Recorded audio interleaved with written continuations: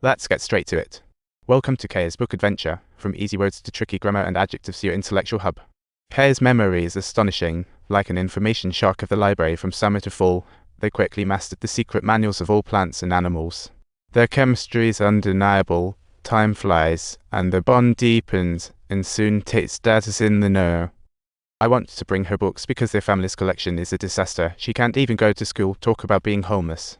Hey, don't worry about me. She doesn't want her son to take orders, but hopes Tate won't follow her footsteps. Always just a seafood worker, she reminds Tate not to forget his college dreams. This memory feels like it's been hit with a pause button. Kay is charged with first-degree murder, and the victim's family is demanding the death penalty. What a tragedy. Tom tells Kay she has a choice. Listen up, it's a guilty plea bait. If she pleads guilty, it's just a 10-year prison gig. She might be free in 6 years, but if she sticks to her guns, it's life in prison or a slap on the wrist. Kay just flat out rejected that option. No matter the cost, she won't spend life in jail. Soon, the second hearing starts. Prosecution steps up. The prosecution accuses her of pushing Caesar off the fire tower between midnight and 2 a.m. on October 30th, then carefully covering her tracks. The defense lawyer thinks Kay has murder tendency. Watching her get nervous, Tom hands her a note that says, "Chill out." Tom is being super cautious in this case, his words sharp as a knife, listing several examples along with the townspeople's honest opinions. As Tom's eloquence unfolds, Kay's anxious heart surprisingly settles down, and her thoughts drift back to a sunny morning in 1962. Tate and Kay are chatting happily by the big tree. That day, she witnessed Tate chatting with his dad, and Kay thought Tate's dad was a great guy. Curious about her, Tate hesitated, then told Kay that on her birthday, his mom and sister got in a car accident while buying him gifts. Tate could never forget this painful memory. As Kay comforted him, a breeze suddenly swept by, as if carrying whispers from the leaves. Inspired by the breeze, they swayed with the wind, and the atmosphere shifted from heavy to warm. Kay's tender gaze made Tate's heart race. From that day on, Tate and Kay went from budders to full-on lovers. Today's Kay's birthday, and Tate even brought a cute little cake. Seeing the cake made Kay tear up.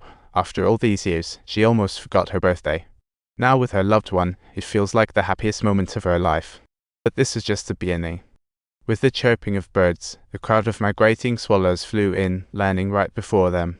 The two embraced tightly. This love game continued with the changing seasons. The only constant is endless change. Tate finally received his college acceptance letter. The time to face separation arrived, and though Kay's heart was breaking, she spent her last night together with Tate. Tate handed Kay a list of publishers, hoping she could send out her artwork and notes for some side cash to get by. While this won't make her a millionaire overnight, at least she won't have to scramble to make ends meet anymore.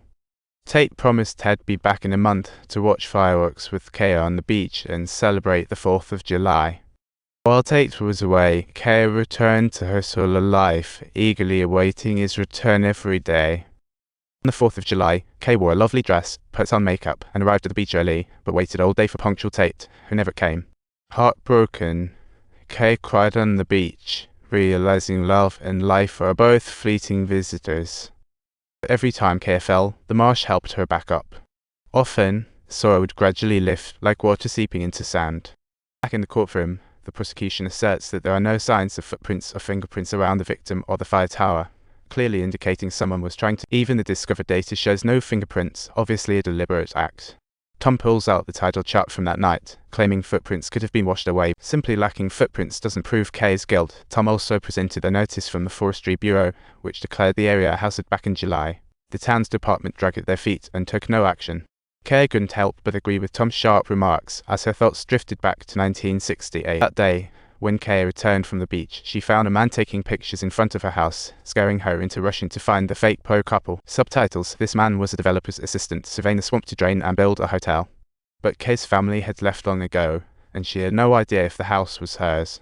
Mabel told her she needed the land documents to prove ownership.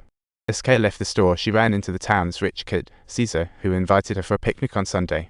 After some consideration, at the property bureau, all documents were in order, yet she unexpectedly had to pay $800 in tax. Back home, Kay found Tate's draft.